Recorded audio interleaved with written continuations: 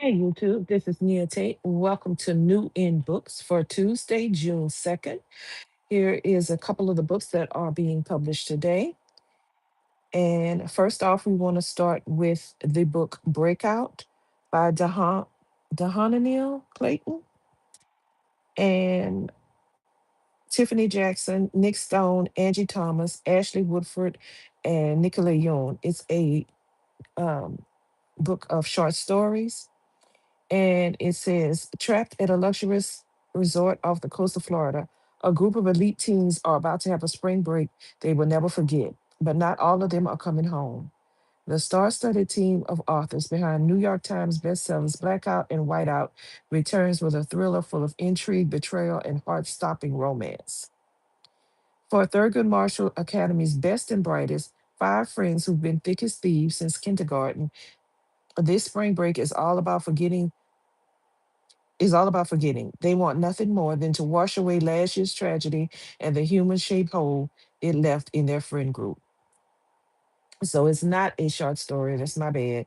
It's a thriller, but it's a contribution thriller with all these authors. And I'm familiar. Tiffany B. Jackson is. I'm very familiar with her work.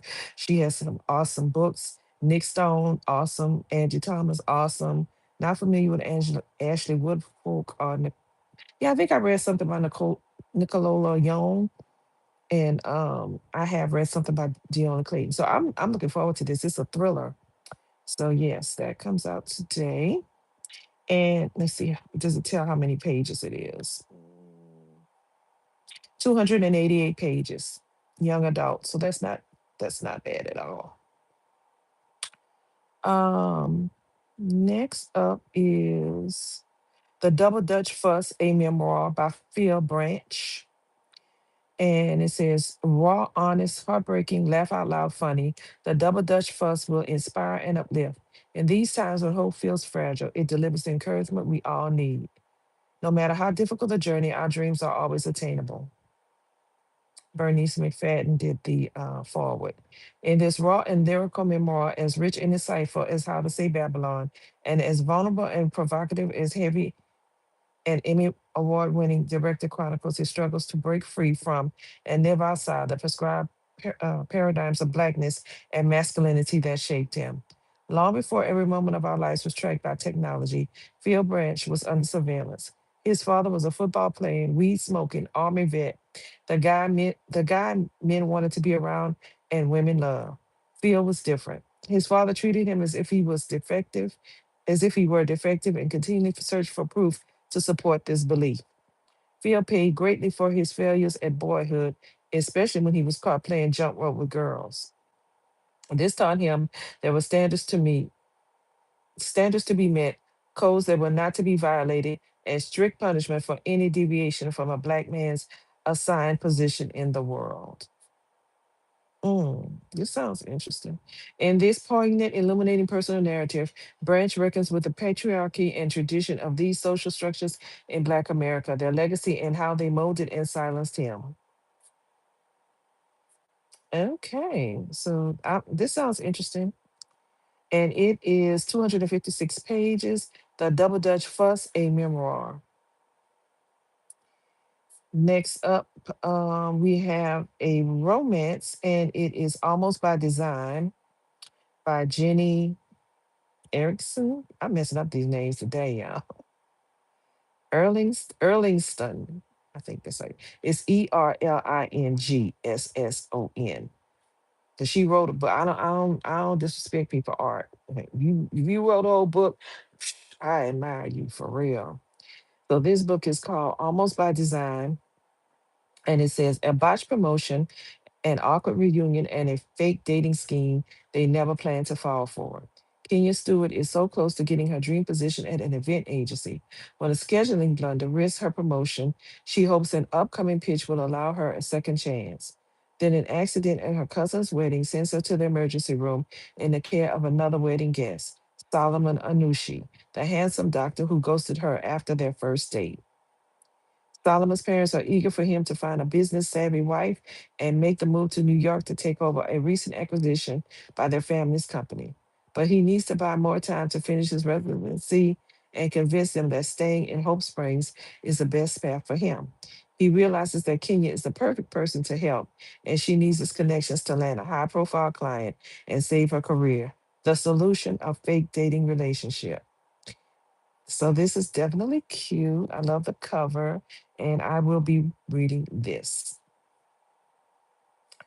And let's see how many pages. How many pages it is?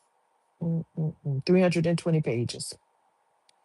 Okay. Next up is, let's see. This is There's Only One Sin in Hollywood by Rashid Newsom. Let's see. A cinematic razor sharp novel following a backlot fixer's daring investigation into the suspicious death of a closeted black actor within the glamorous world of Hollywood. Xavier C. Barlow, one of Hollywood's young black stars, taking the industry by storm in the late 1950s, is Skyline Studios' ambitious attempt to rival Sidney Poitier. His arrival in the industry is calculated, his charm magnetic, and his seductive screen presence appeals to both audiences and celebrities across generations. But years later, after Xavier dies at the height of his fame, Aaron Toussaint, Skyline's designated backlot fixer, who helps the studio stars stay as deep in the closet as humanly possible, is finally ready to expose the powerful culprits responsible for his untimely death. Mm. Okay, yeah, I'm definitely reading this. This sounds good. Okay, this is 304 pages. There's only one sin in Hollywood, Rashid Newsom. Can't wait to read that. Okay, so next up, let's see what else is being published today.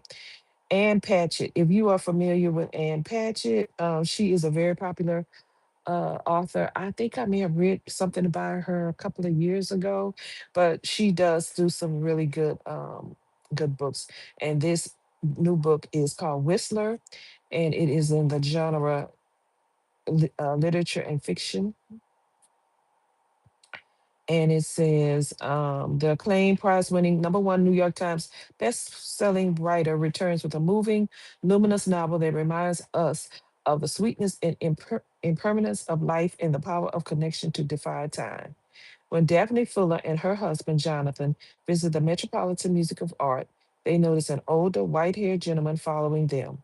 The man turns out to be Eddie Triplet, her former stepfather, who has been married to her mother for a little more year than a year when Daphne was 9. Now 53, Daphne hasn't seen Eddie for many years, not since that fateful event that changed the direction of both their lives. Meeting again, time falls away. While their relationship was brief, it had a profound impact on them both, and now they are reunited. They have no intention of ever being separated again. Whistler is a story about two adults looking back over the choices they made and the choices that were made for them. Okay.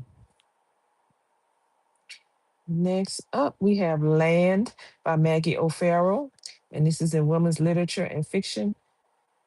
It says, "You'll never understand how the land remembers, how deep roots grow. A spellbinding story of separation, longing, recovery, and survival as a family makes a new home in the aftermath of tragedy." On a windswept peninsula stretching out into the Atlantic, Thomas and his reluctant son Liam are working for the Great Ordnance Survey Project to map the whole of Ireland. The year is 1865, and in a country not long since ravaged and emptied by the Great Hunger, the task is not an easy one. Thomas, however, is determined that his maps will be a record of the disaster. Land is a story of buried treasures, overlapping lives, ancient woodland, persistent ghosts, a particular loyal dog, and how, when it comes to both land and history, nothing ever goes away. Next up, we see I See You've Called In Dead by John Kinney. And this is a comedic, dark, dark humor, comedic dramedy, and plays. The Office meets 6 Feet Under, meets about a boy in his coming of age tale about having a second chance to write your life story. Bud Stanley is an obituary writer who is afraid to live. Yes, his wife recently left him for a far more interesting man. Yes, he goes on a particular awful bland date with a woman who brings her ex. And yes, he has too many glasses of scotch one night and proceeds to pen and publish his own obituary. The newspaper wants to fire him, but now the company system has him listed as dead, and the company can't fire a dead person. The ensuing fallout forces him to realize that life may be actually worth living. This sounds kind of interesting. I might have to check that out. Okay, for you fantasy girlies or guys, Kissed by the Gods by Katie Rogan. Leanna has spent a lifetime submitting, kneeling, and enduring. Then soldiers come for her brother, and divine fury surges through her veins. She expects execution for the body she left in her wake. Her people have met bloody ends for far, far less. Instead, Royat, a God-sworn warrior born to privilege and raised in order, drags her into a world that was never meant for her, one of divine armies and death demons, winged war horses and monsters, sacred power and royal secrets. A kiss from a goddess changes everything. This sounds kind of interesting. I'm not really into fantasy books. I just, I just lose interest. But that one sounds pretty good. Let's see what else. Let's do.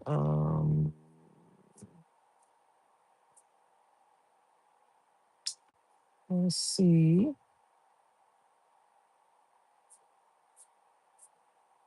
Mm-mm-mm. Let's see. There was one more I wanted to talk about. Mary Kay Andrews. Now, if you're familiar with, she's a very popular author. And she has a new book called out, coming out, and it's called Road Trip. And the genre is women's domestic life fiction and contemporary women's fiction. The summary is the Queen of Summer Reads. Mary Kay Andrews is the Queen of Summer Reads. Is back with her first novel in 2 years. Maeve and Teresa Dunnigan are sisters, but the two have been estranged for years. They could not be more Maeve a rule they could not be more different. Maeve a rule follower and Therese a rebel. But when their mother's death brings the family back together, the two find that they have inherited a painting, one that could be worth millions and could save each of them from their respective wolves at the door. The only issue is the painting might be a fake, and the only way they can solve the problem is to find the original. This means a road trip to Ireland, to their family roots, and to a mysterious crime that occurred years ago. With tension simmering, the two hit the road and find themselves on twisty lanes, in colorful villages, at local pubs, and with handsome men whose gift of gab is surpassed only by their charm. Can Maeve and Therese find the real painting, remove a family curse, solve a cold case, and actually survive without killing each other? That sounds fun. It sounds like a good vacation read. I might have to check that one out. Let's see. Okay, and the last one is going to be Lies Between Us by author Jessica Goodman. This is a teen and young adult mystery thriller, and it says the New York Times bestselling author of The Consulars delivers a razor-sharp murder mystery set during the summer when a local teen's suspicious death exposes the devastating secrets three sisters keep. Do you ever really know the people you love? For the Gold sisters and Silver brothers, life has been idyllic, growing up in side by side waterfront mansions in a town where doors are never locked and the police do little more than issue speeding tickets. The Golds and Silvers have known each other their entire lives as neighbors, as friends, as family. But one carefree summer takes a dark turn when a beach party ends in tragedy and their perfect world cracks wide open. Suddenly, the bonds that tie these families together are strained by suspicion and fear. Painful secrets surface, revealing the fragile truths that they've all been hiding. This sounds really good. I'm definitely going to be reading this one. What's it called? Lies Between Us, Jessica Goodman. Oh, here's a, let me, I said the last one, but let me give you another one. Man of My Dreams by Olivia Worley. This is another suspense thriller, psychological thriller. Y'all know that's my genre. I love thriller books. That and literary fiction, historical fiction, and then a little bit of romance. So, Man of My Dreams, a romance author is shocked when one of her characters in progress seemingly comes to life. But is he too good to be true? In this dramatic and twisty thriller, perfect for fans of Ashley Weinstein and Kate Askin Marshall, where the truth really is stranger than fiction. Best-selling romance author Ivy Hartkarth has been as unlucky in love as she's been successful in writing. As her sad relationship track attests, there are no good dating options left in New York until she rescues an escaped dog in the park and runs into Liam. Charming British hot architect Liam, the exact description of the love interest in her next book. When an instant connection leads to a whirlwind romance, Ivy is convinced she's found her dream man. Except he may be too perfect. He may be hiding something, and Ivy may have secrets of her own. Yes, definitely checking that out. The man of my dreams, Olivia Worley. Okay, guys, so that is a pretty thorough list. Of course, it's not everything because there's other tons of books coming out, but these are some of the ones that I find interesting. So check them out at your local bookstore or uh, your local library. Don't forget to utilize your library, people. You pay for it. It's in your taxes. Thank you all so much for listening to my video, and I hope you find something interesting and that you would love to read. Happy reading. Bye.